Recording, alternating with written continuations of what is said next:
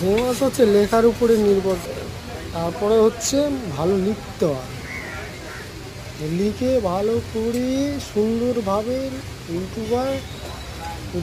ইউটিউবে ছাড়তে হবে, ছাড়তে হবে।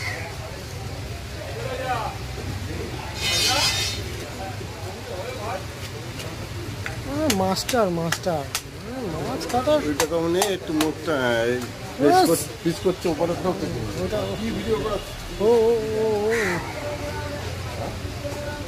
একটা ছোট মোবাইল, ডিএসএলআর ক্যামেরা না গো,